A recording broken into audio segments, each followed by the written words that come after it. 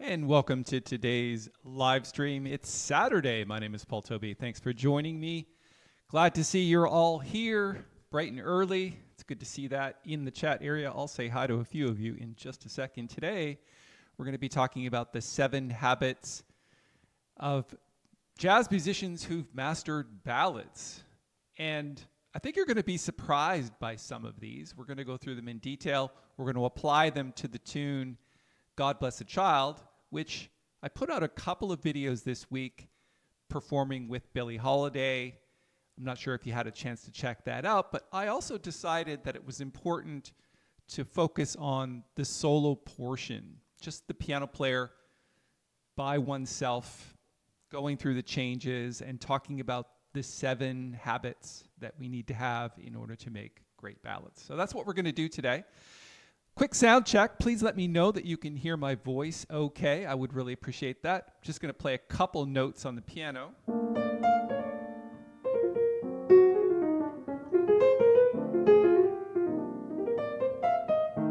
If you can let me know that the piano sounds okay and the voice sounds okay, we will move ahead with today's presentation. I do have sheet music for you, which I'm going to put now in the chat area. It's just a quick link to download the PDF. I'm going to pin that to the top of the chat.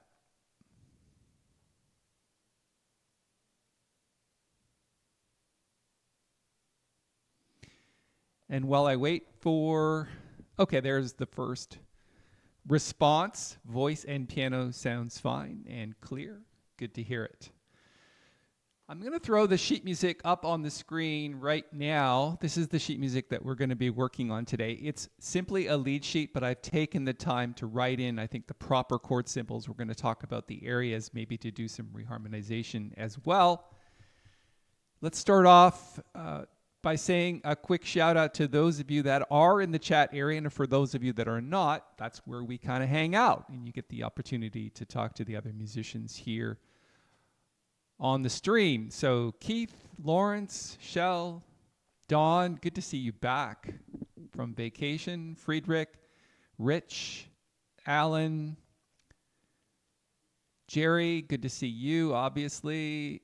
And obviously not just Jerry, but I mean, there's names that I recognize. And for those of you that know who you are, the regulars, I really appreciate your patronage and hanging out with me. And Tomas from Spain. That's a new name I haven't seen before, I don't think. Maybe I have. I don't know. Okay, let me play the tune. I'm going to take the sheet music off the screen just so that it's not distracting. Please go and download it when you get the chance. It's at the top of the chat. Let's play a little bit of this. I am going to perform it as a ballad and probably medium swing or maybe slow tempo swing when I get to the sort of improv section. It's all improvised, but anyway, you get what I mean. Things to listen for. Listen for rhythms and rhythm changes, not rhythm changes like, you know, I got rhythm tune, but the changes in the rhythm. Also listen for some reharmonization. Also listen for stylistic playing from that period, which tends to be bluesy and gospel-like. Listen for that. That also will be interesting. Quick shout out to a few of you who've just joined us. Terry and Jorg, nice to see you. And Thomas says he's been here before, so great. Welcome back. All right, let's play a little bit, and we'll come back and we'll talk about it.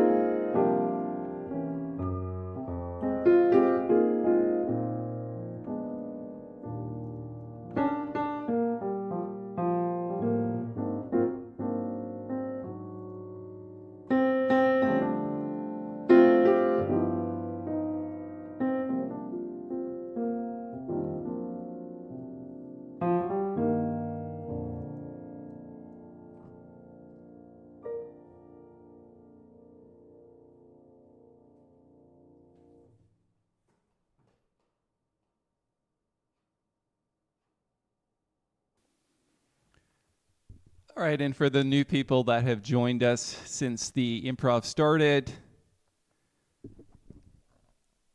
H.R. Barnhart Art. Nice to see you. Philip, Lou, Claudio, Lee, and there's Rich and Jerry again at the bottom of the chat. Nice to see you. Reminded you of the great rendition of Georgia on My Mind. Oh, my rendition. Oh, yeah. I guess there's some overtones, certainly from the gospel side of it. So what we intended to do today, and Keith, thank you for that comment. I really appreciate that, was take a look at the 7 habits that you need to approach ballads. Now, it might not be as technical as you wanted it to be. It's more of like concepts, which I will demonstrate, and we'll take a look at them one by one. So these are my 7 habits for making great ballads. Number 1, master chord voicings and inversions. Now that sounds pretty obvious, but you can't really play ballads unless you understand how chord voicings and inversions actually work. So for example, if I put the sheet music back up on the screen, let me just scroll so you can see the title of it here. Let's take bars 3 and 4. So after the introduction, which is more of the bluesy thing, we'll talk about, this is actually a concept too.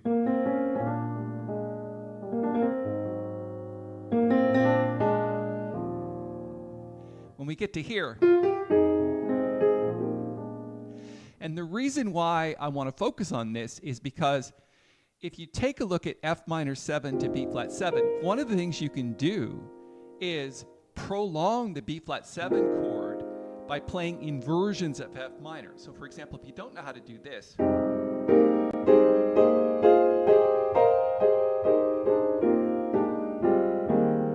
or B flat 7,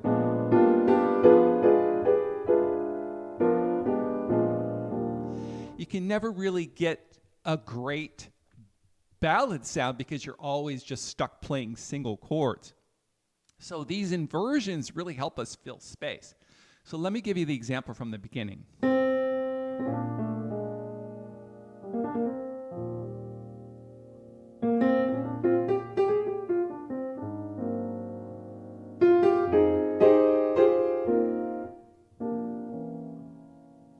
And I threw C7 in there instead of B flat, and then go to B flat. Do you see how those inversions really work? It's just basically a way to create interest throughout the tune. If you have any questions about any of these as we go through it, please let me know. Modi, glad to see you here. And Jess and Keith. And I appreciate your shout out from Modi. Actually, the nurse is actually here right now looking after Nancy. She didn't have the greatest night. She's been feeling great lately, but for some reason today she had some radiation treatments all week, 5 of them actually. So she's not feeling great today. So it's probably some side effects from that. But anyway, prayers for Nancy. There is our number 1. And so let's just take that off. So that was number 1, master chord voicings and inversions. Again, any questions you have about this, I want to get through them quickly.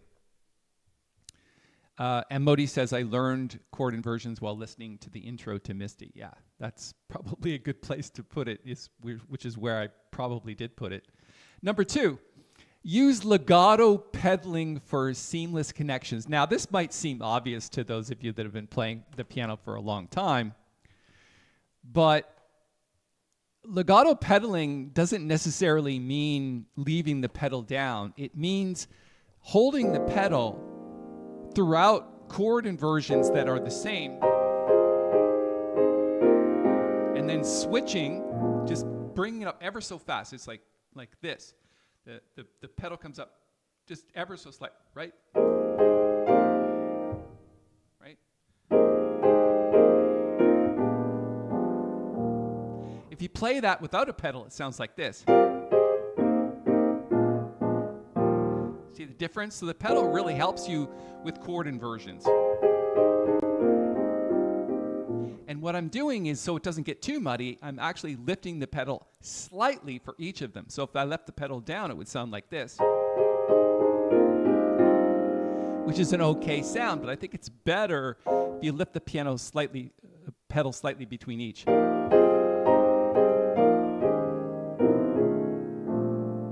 Okay. Question from test. Should we practice the inversions with all of the extensions?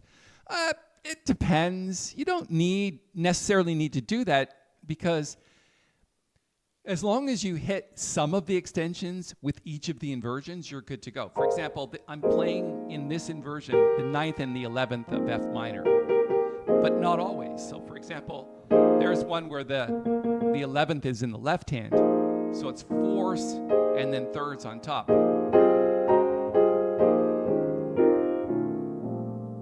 Okay. The answer is use your creativity and try to catch at least the chord tones as you're going through it. Chord tones being the 3rd and the 7th, which kind of represent the quality of the chord. Okay.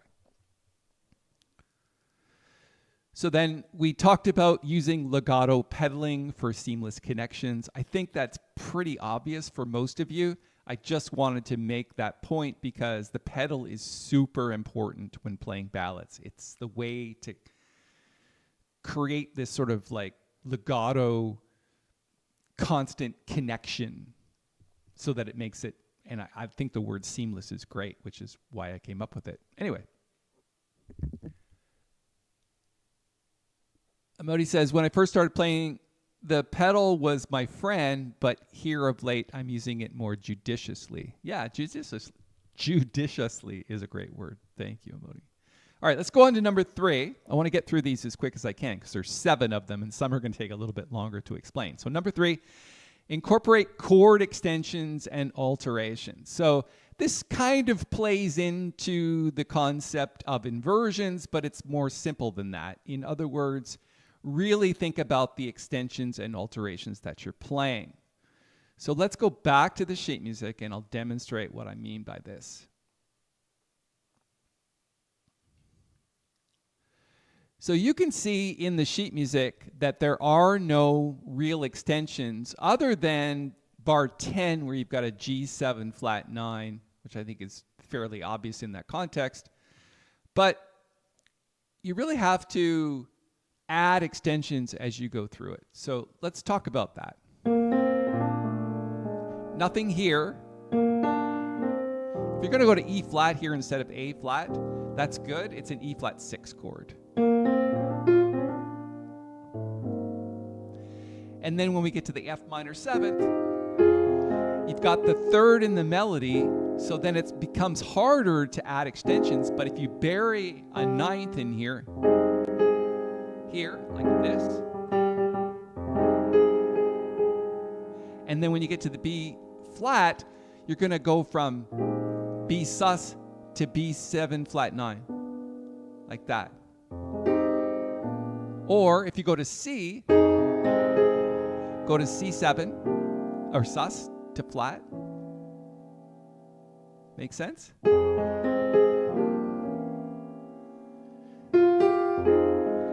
Passing chord, we'll talk about that in a minute.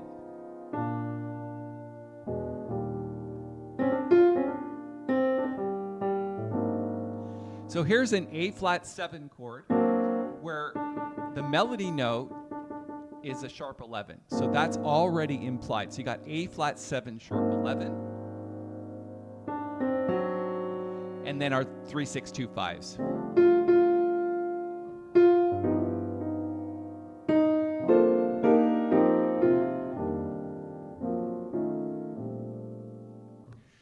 Okay, so you really have to think about the melody note, and we've talked about this in other sessions where the melody note dictates, in many cases, along with the chord symbol, which extensions are available.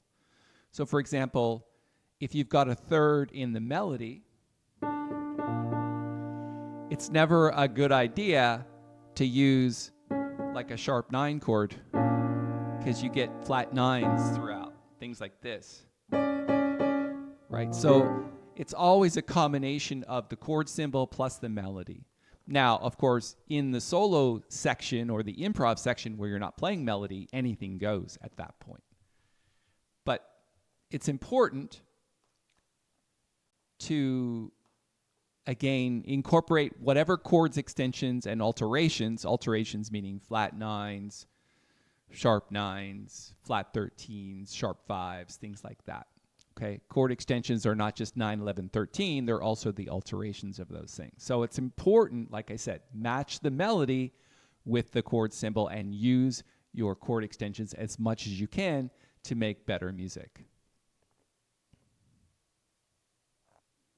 Key says he likes the idea of burying extensions. Yeah, they can really make a nice sound. Like this is such a beautiful, listen to it without the 9th. Listen to it with the 9th. You hear that? Such a beautiful sound. Okay. Number 4, practice parent scales for effortless improvisation. So this is an interesting one. So what are parent scales? Well, we might have used other terms for them before, but I talk in what I call key of the moment. So parent scales are scales that cover whatever the key of the moment is. So if we were to display our sheet music again, and in this case, we're going to jump to the bridge. So the bridge starts at B. It's bar, I think, 10, 11, bar 13, where we're running this line cliche. Now, of course, you can put that in as an inner voice. I like it as the bass note. But you can bury it within the voicing that you want to. So what is the parent scale for that? Because obviously this scale and this scale and this scale and this scale are all different. The parent scale, the scale that represents all of that, is 2 scales. So for example, the first scale would be just a G minor bebop scale like this.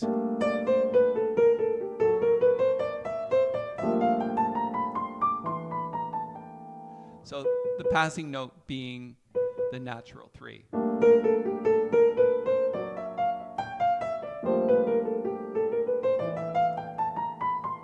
So that's the parent scale. The other one is the blues scale.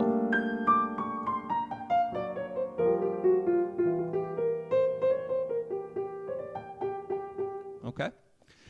Now, in the next 2 bars, you've got D minor 7 to A7 flat 5 to D7 with a flat 9. You can change it to an A half diminished 7th to a D7 flat 9. But basically, what's the parent scale for that key of the moment? So what is the key of the moment? It's actually, we're going from the key of D to the key of G. Right? It's a 2-5-1 of G.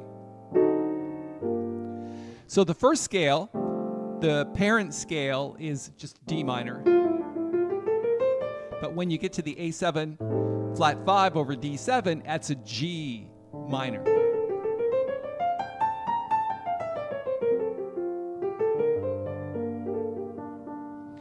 So again, you really have to think about, well, what is the key of the moment? So it switches from D minor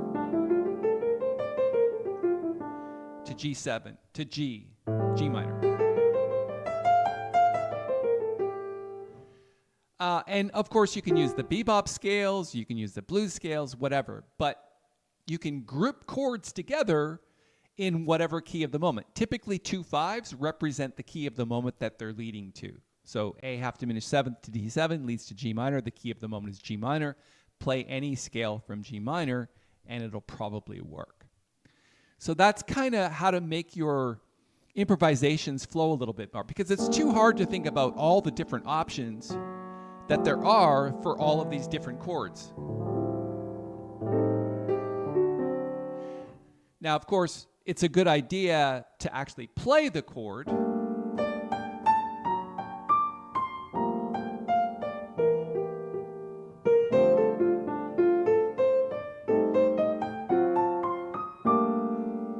But the parent scale, or whatever the parent key of the moment is also important. If you just played these arpeggios on the actual chords, it doesn't sound nearly as nice as if you combine them. So for example, chord, let's come down the scale.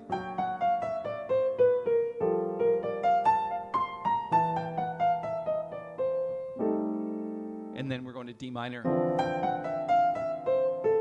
And then play chords.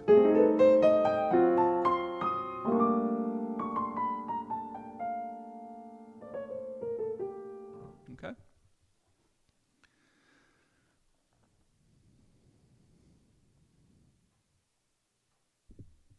Good morning, Ben from Boston. Thanks for joining us. So we've covered up to here, which is parent scales for effortless improvisation. We've used the words effortless mastery before. If you were in a live stream that we did not that long ago, I talk about the concepts of Kenny Werner and effortless mastery. It really plays into the concept of effortless improvisation, which typically means improvising without too much thought.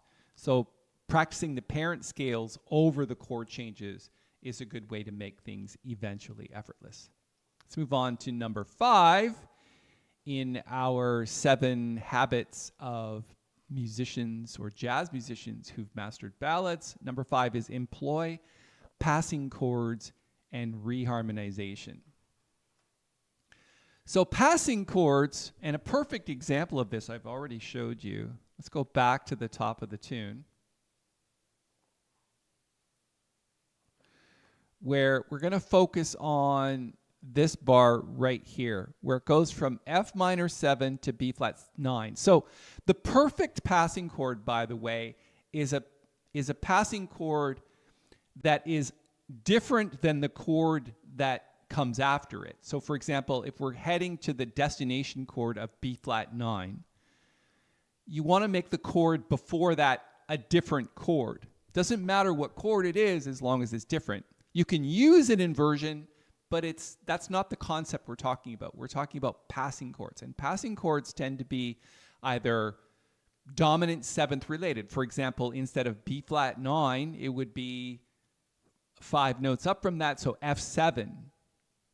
But we've had an F minor chord, so you want to kind of make them different. So what you can do is play the tritone substitution, which is B7. So you can go from F minor to B7 to B flat. See how that sounds? Let me play the bar before it as well.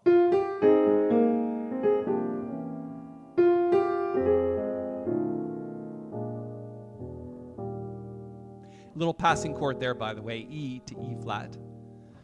So again, F minor 7 to B7 sharp 11. There's the sharp 11 right in the melody, right? Okay. One other thing that you could do is think about a chord, and I know this is going to sound weird. Think about a chord, if it makes sense, that's up a minor third from the destination chord. And that chord would be D flat. So the reason why this works, and there's a bunch of reasons for it, is because the third of that chord is a D flat chord, right? So the F, which is the melody note, becomes the third of the chord. So think about that, right?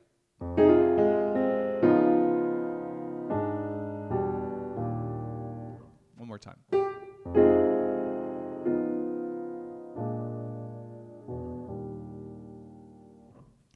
So again, bunch of different choices, tritone substitutions, dominant 7th chords in front, but basically passing chords, to summarize, are different than the destination chord and typically different than the chord that came before it.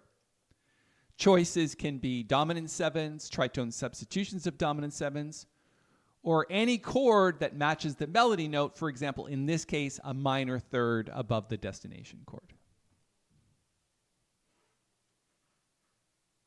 That was fun. I hope that made sense. I think we can also talk about reharmonization. And that's, the thing is, those are the same thing. So anytime you use a passing chord, that's reharmonization, because you're taking melody notes and you're reharmonizing them, not just sticking with the chord or the destination chord or the chord that came before it. You're basically reharmonizing each note. So those two are part and parcel. However, you can reharmonize a tune by just making changes to the existing changes. So for example, instead of going to A flat 7, we go to E flat.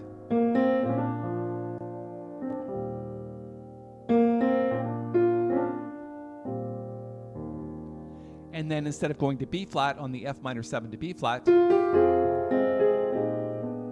going to go to C.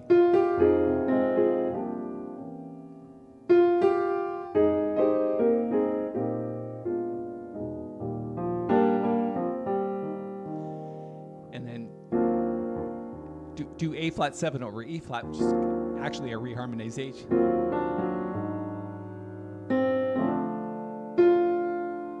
Tritone substitution,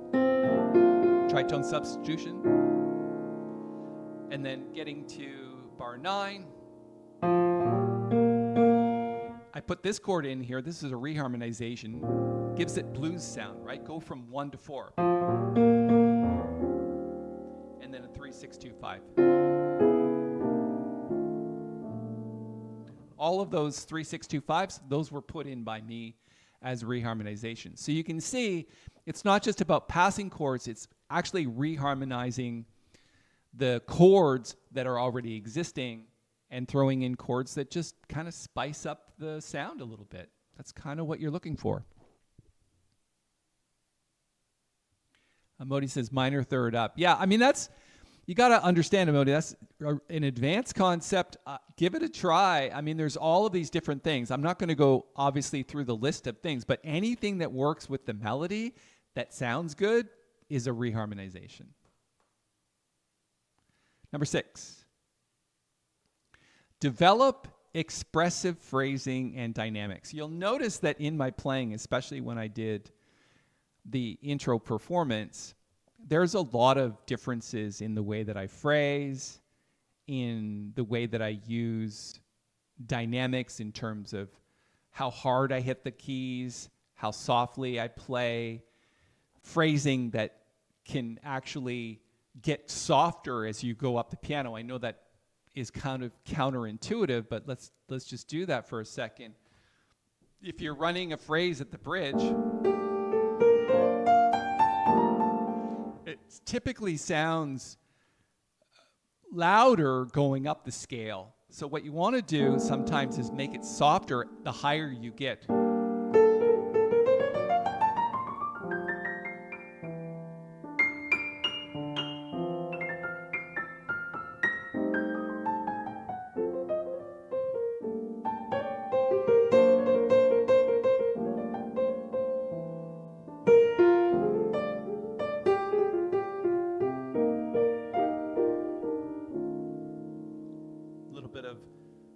Pause.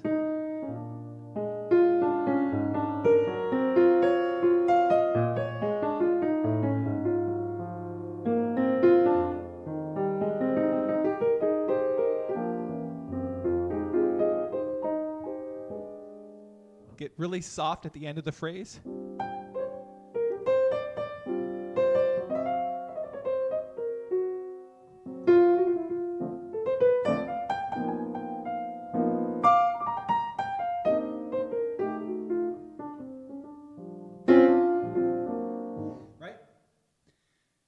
Bluesy, right? You're just kind of like whacking the piano, and then a lot of these like chords, right? Snap chords. So dynamics and expression, I mean, it can often make up for your lack of harmonic vocabulary just by playing dynamically and expressively. Very important part of ballad playing.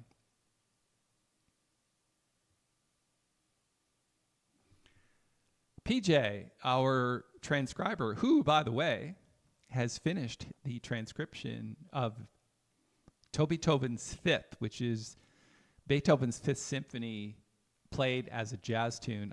10 pages of transcription. What a great job. Thank you so much. It's actually attached to today's download. Those that pre-ordered it, I've sent it to you already today. So if you're on this call and you haven't received it, please give me a shout out because I've already sent it to you. Those people enjoyed a great discount for pre-purchasing. There is still a discount, and it is in today's download. You'll find it on page 2. I think it's pretty self-explanatory. But anyway, PJ says, hey, Paul and Nancy, I'm a bit familiar with Kenny Werner's effortless mastery concept you mentioned earlier. I also recommend it. Greetings from Poland. Yeah, effortless mastery. That's probably the number one rule of ballad playing, which I didn't include in today's habits, but we'll make it number 8. So then number 6 is develop expressive phrasing and dynamics. So 5 was employ passing chords and reharmonization. 6 we just did, develop expressive phrasing. And I mean expressive. I don't mean like struggling with chords. I mean playing as if you're performing. Now, you don't need to look expressive. I know that I don't do a lot of back and forth. I'm not jumpy. I have facial expressions, though. I often close my eyes when I'm playing, which can be more expressive. So, for example, if I'm playing expressively with my eyes closed,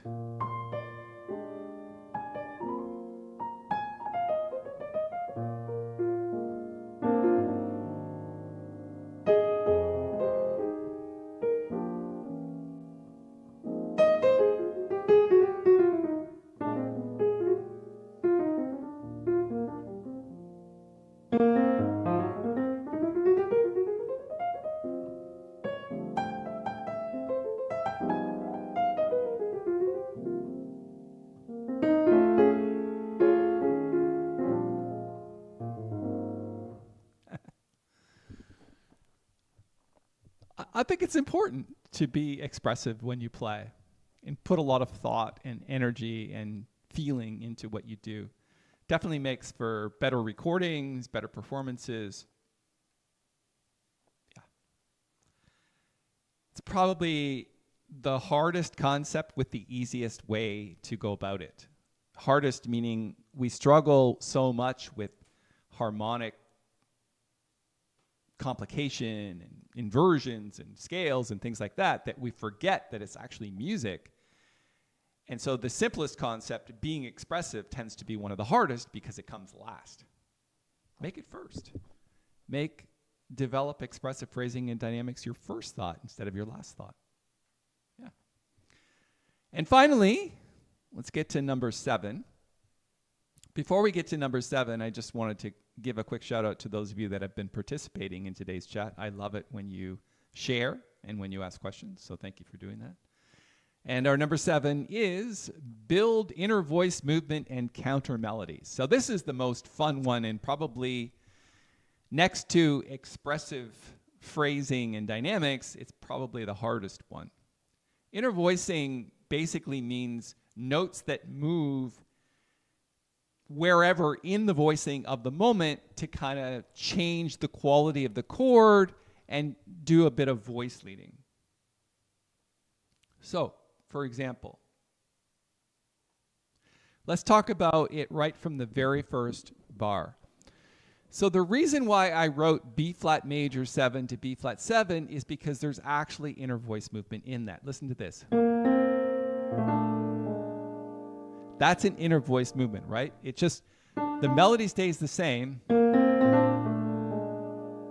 and then change the chord.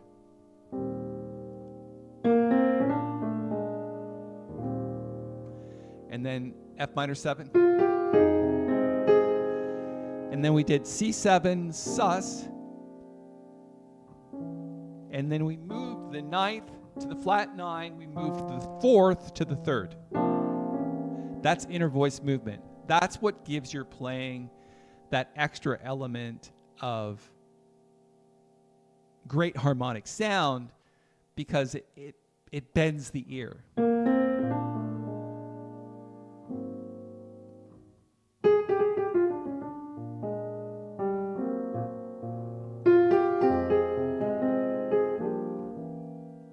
Hear it?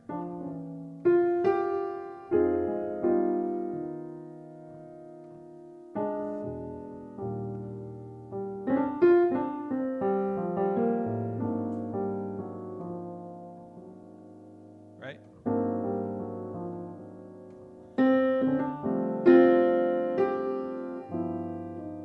Hear that? From the 13th to the sharp 5.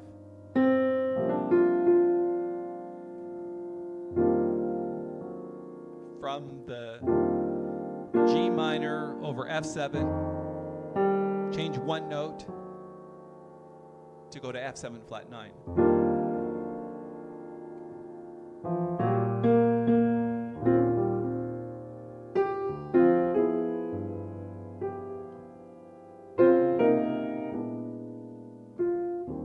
Okay. So inner voice movement, it's one of those things where, just a quick tutorial, if you're going to play a major 7th chord, your choices are sharp 5, 6th, and major 7th. Right? So if we go from F minor to E flat,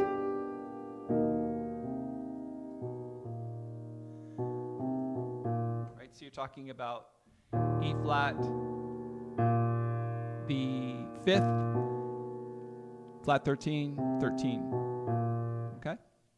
If you're talking about minor chords, you're also talking about anything that exists between the 5th and the root. Any of those notes make good passing notes. And then if you're talking about dominant 7th chords, any note is a passing chord. Any of those notes will work, okay? It's just a matter of you picking and choosing your battles and what we call leading tones. In other words, the 3rd and the 7th often play a big part in the way that you voice lead, okay?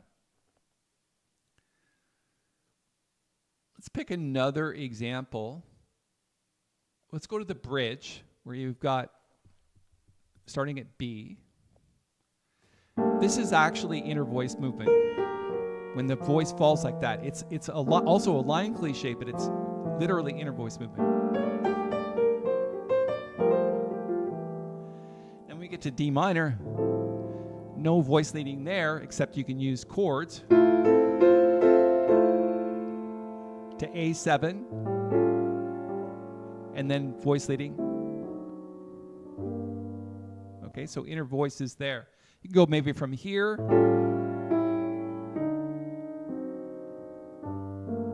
So again, you're going from A7, sharp 5, to D7, 9, to D7 flat 9, to the 5th of G minor. So here, like this.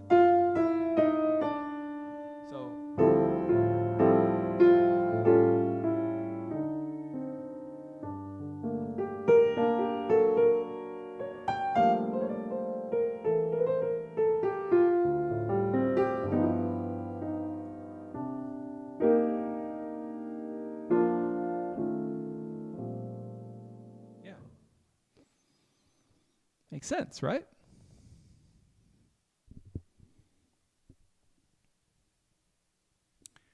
Modi again. Funny thing, inner voice movements is what I do when I hit the wrong note. Yeah, if you hit wrong notes, it's probably going to sound wrong, but if you cover it up well, anything goes, really, for sure. Thank you for that comment. All right, let's play another version of this. We've got a approximately 12 to 13 minutes left. I wanted to play another version for you, try to incorporate all of these ideas. See if throughout this improv that you can pick out the areas that we've talked about. Just a quick review. You've got master chord voicings and inversions, so listen for that. You've got legato pedaling, incorporate chord extensions and inversions, practice parent scales, employ passing chords and reharm, develop expressive phrasing and dynamics, and finally build inner voice movement and counter melodies. Let's see how we do with all of these concepts looped into one.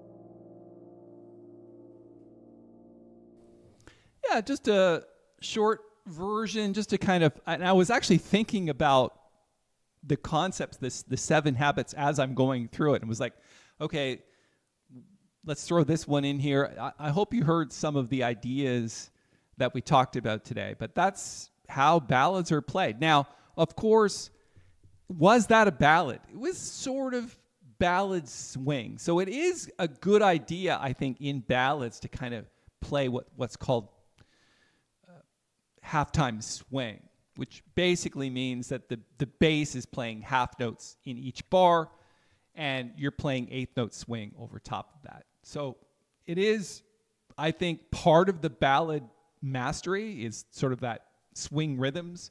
I didn't really talk too much about that today, but I did definitely play it and make examples of it. Hope that makes sense. We've got about 5 minutes left. If there are any questions about what we've talked about today, I did want to make a brief mention of the transcription that PJ did, which I already talked about it briefly, but I got to tell you, when I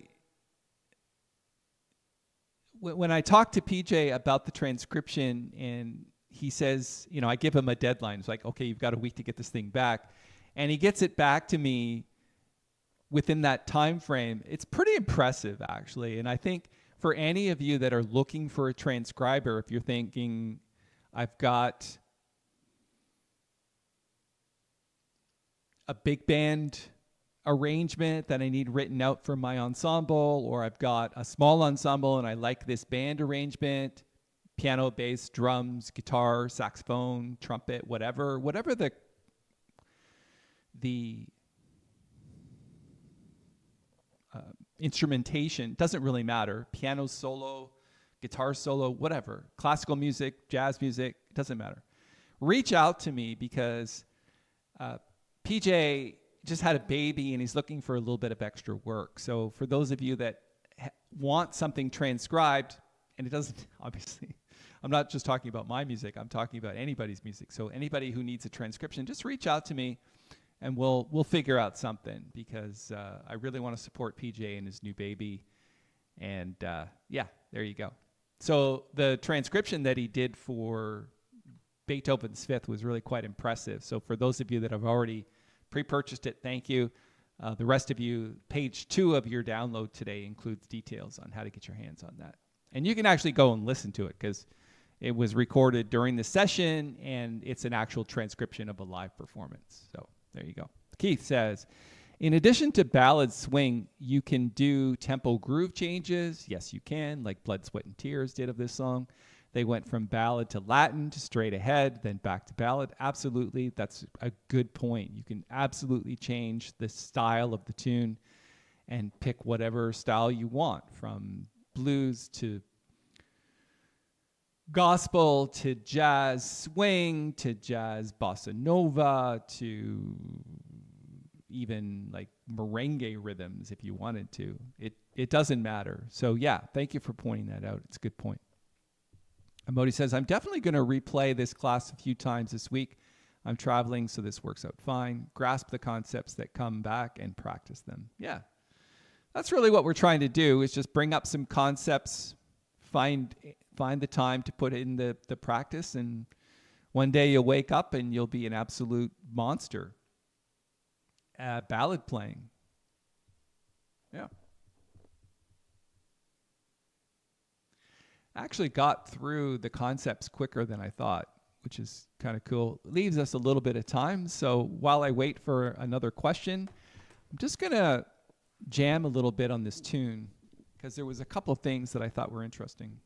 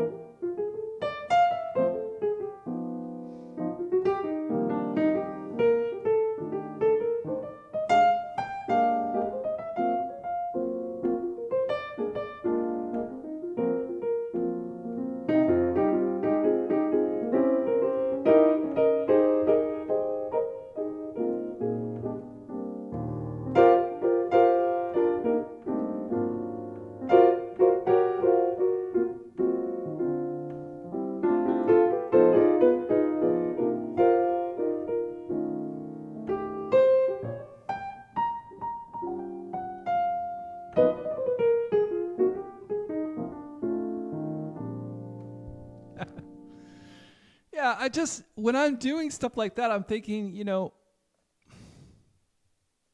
I always listen to my playing. I don't know if you do that. Do you actually listen to yourself play? If you listen to your playing, it will lead you where you need to go. If you don't listen, if you're struggling with all of the things and all of the concepts that we talked about today and you're not paying attention, then you won't know where to go because the music won't be there. The music has to lead you where it wants to go.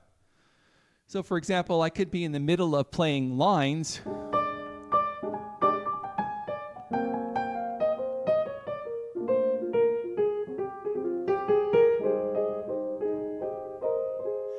And I switch because it's just too boring to have these lines going, and if you're not paying attention, you could just keep going and it just ends up sounding boring. So you want to switch out the concepts as much as possible. So that's what goes on in my playing when I do things like that. Jerry says, I would like to request a transcription of the first version played by Paul. Oh my goodness. Let me listen to it again. I'll be the judge of that one, Jerry. I'm not sure. Let me listen to it, and if I don't feel that it's completely up to par, then I'll get back. We'll communicate by email and we'll see how that goes. But I appreciate that. Thank you. All right, that'll do it for today. I want to thank everybody for hanging out with me. Please go and download the sheet music. It's at the top of the chat. And if you want to support the channel, you can pick up the new transcription by PJ of Toby Tobin's Fifth Symphony. And I highly recommend it. I listened to it several times before I gave it to PJ to transcribe, and I really enjoyed it. So I think you will too, and there's a lot of practicing to do there. Anyway, thanks for your time. I appreciate it. And for everyone who hang out with me, it's always good to see you. And Francis, sorry you're late today. We did a lot of work, but anyway, glad you could make it a little bit. Go back and listen to the recording. As soon as I'm done, you can just replay it. Rich, Don, Jerry, Ben, Keith, Luke, and everybody else who hung out. These sessions wouldn't be anything without you, so thanks. I appreciate it. We'll see everybody next Saturday, same time, same place, right here on the Jazz Mental YouTube channel. Have a great rest of your weekend. We'll see you next time. Bye for now.